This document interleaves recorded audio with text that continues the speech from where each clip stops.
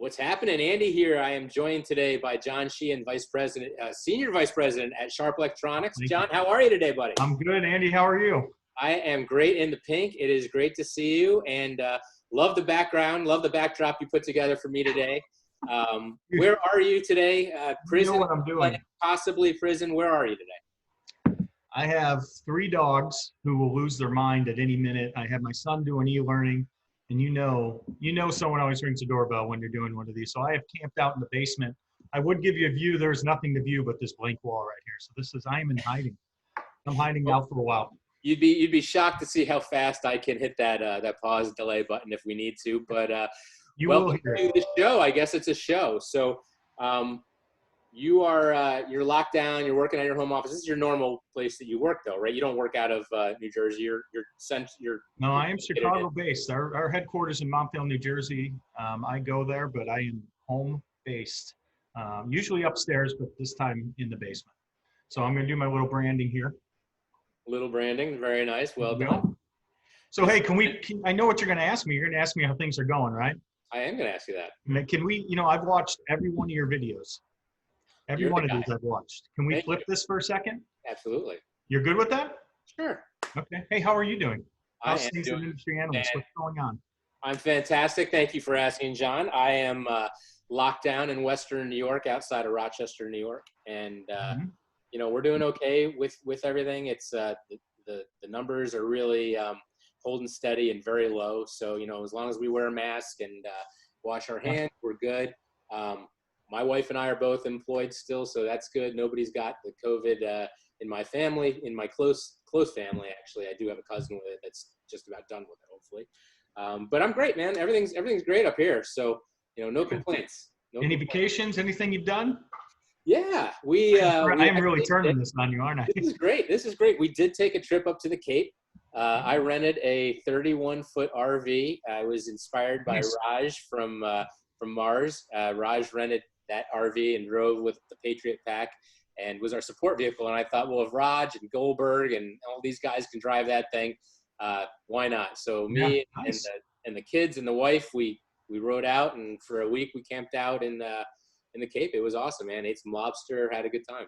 We should switch roles. I like this. This is much easier. You'll find out I have a way better job and a much nicer boss. All right, I'll turn it back to you. All right, thanks for that. That was fun. So how is Chicago? How are you guys faring? I know some of the bigger cities obviously going to be a little different than what I'm experiencing here in some of these secondary markets. How are things for you guys? It's a little crazy. I mean, Chicago's going through some changes right now, as you probably read. But I'm in the far suburbs, almost to the Wisconsin border. So I'm a little bit away. I'm about an hour from the city. But the cases they're stabilizing here. But the biggest bummer for me is all the sports and activities have been shut down for the fall. I kind of get into that. And that's a bummer. But you know what? As long as everyone gets healthy and we do the right thing, then this is all worth it, right? Everyone's got to get better. Yeah, the sports are the tough one, especially for the kids. We were talking earlier, but my son, graduated and really didn't get to walk. Marketing degree, fresh graduate. Anybody who's looking to hire. I will share this with everyone. Trust me. Yes, I will share this with everyone. So, let's shift gears and talk a little bit about that employer of yours. How's Sharp doing? What's happening with Sharp? You guys are obviously you had your dealer meeting at the end of last year. You had a lot of big plans, a lot of targets on the wall. Things are just flipped upside down now, and so. What's life like at Sharp, and what are you guys doing to adjust and roll with it? Yeah, life's always good at Sharp. It's but you talk about the dealer meeting. I thought we were at our highest point. And that was October, and if you remember that dealer meeting, we were talking a lot of new products, a lot of interesting information. One of the things I don't know if you remember, we spent about a good hour presenting on Teams and how you may want to.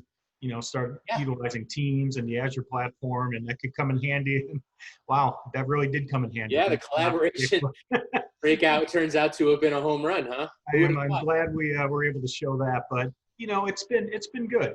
We went strong till about March, and mid-March it started tailing off. But we had built a strong fiscal, so we're in good shape. And then obviously.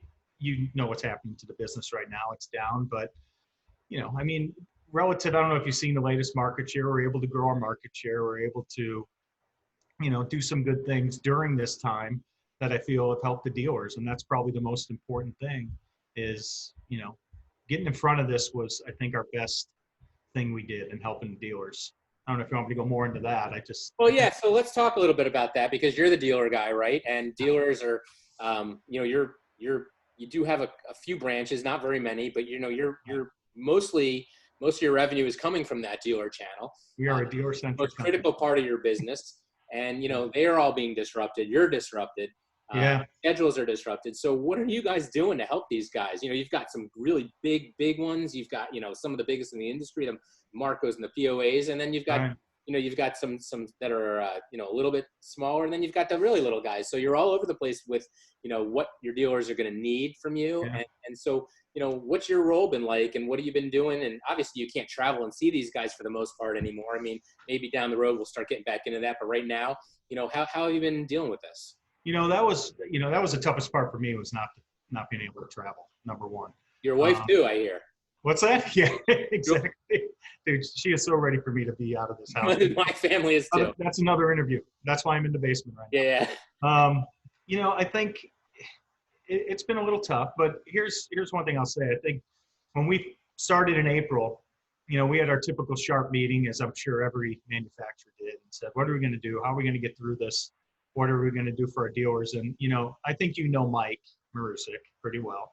We sit in our meeting, we bounce out ideas, and he sits quietly, and then he waits till the end and says, so what do you think the dealers need? And everyone's like, well, we should change everything we just said. We didn't really think about it that way. And it changed the whole conversation. And, if you look at it from that perspective, and again, I'm sure every manufacturer went through this, we tried to think, what would the dealers need? And money, training, cash up front right now. Sales are going to slow down. Any pipeline that was built, they're going to push forward. So in the latter months, like we're in now, I think a lot of that pipeline was pushed forward if at all possible. And, there's things we need to do for them. And we sat down and we kind of came up with a plan. And I think it's worked. And we've gotten good feedback. And, there's some good results in our market share and other things. But, it's hard to do this during this time. But, we make mistakes and we do things good. I think we did more good during this period in helping the dealers.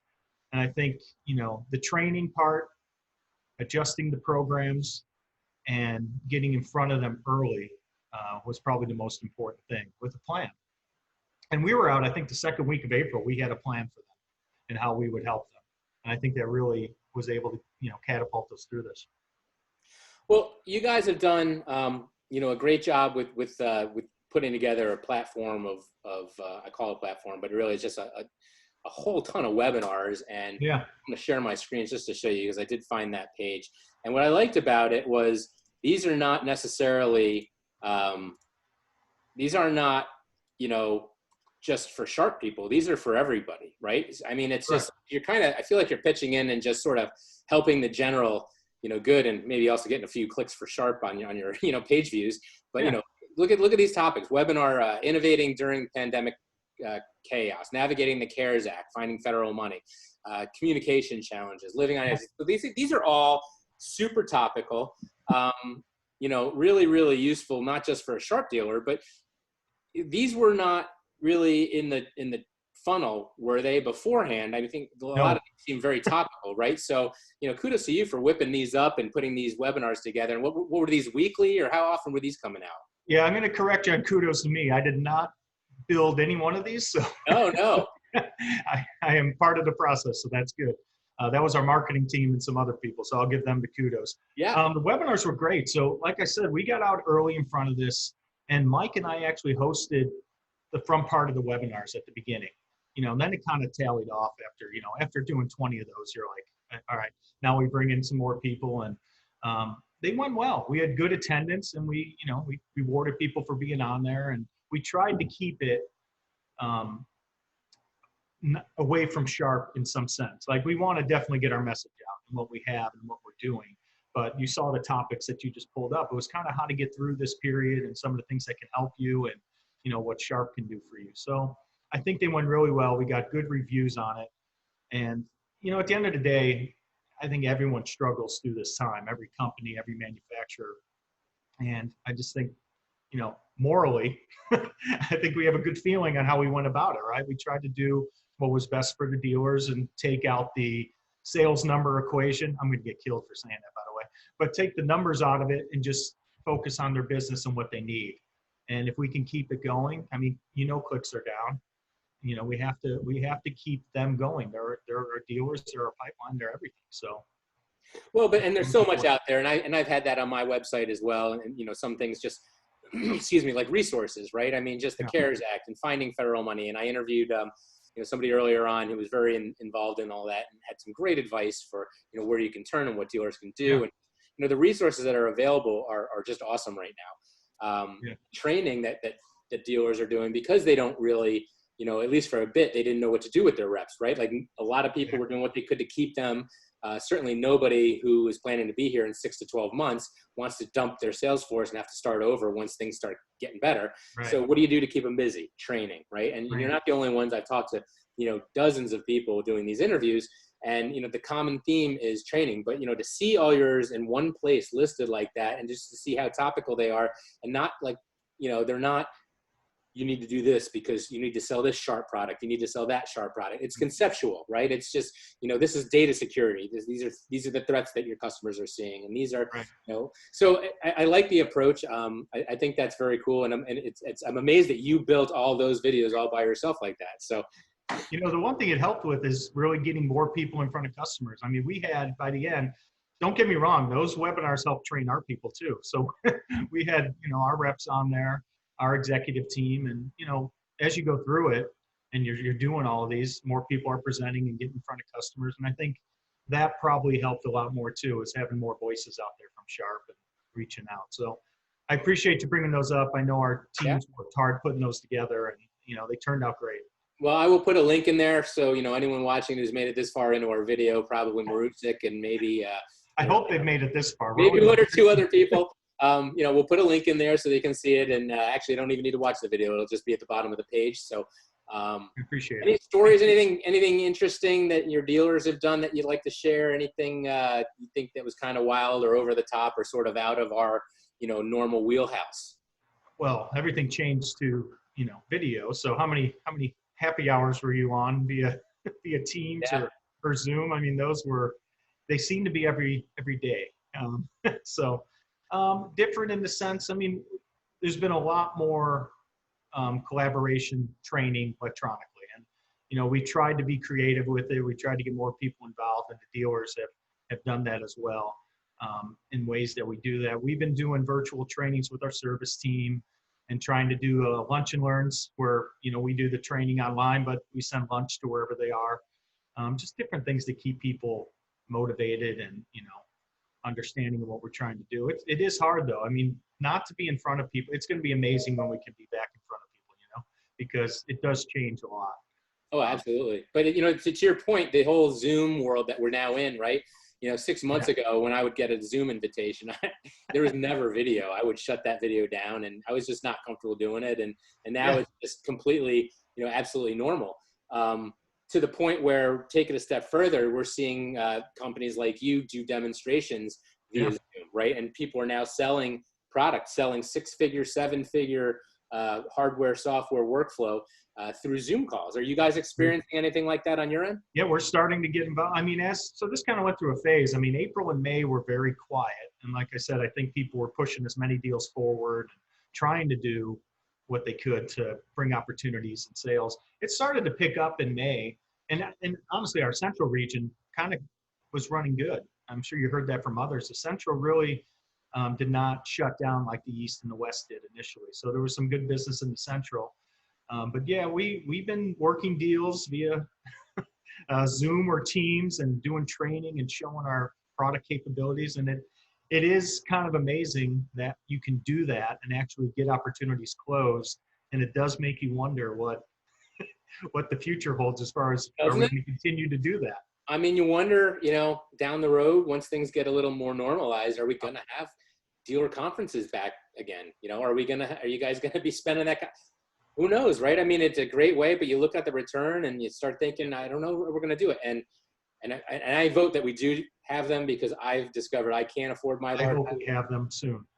We have them. Because I've been on a few, actually, some companies, and even on the AV side, some companies have done their sales awards via Teams or Zoom. Yeah, it's not quite the same. It's just not the same.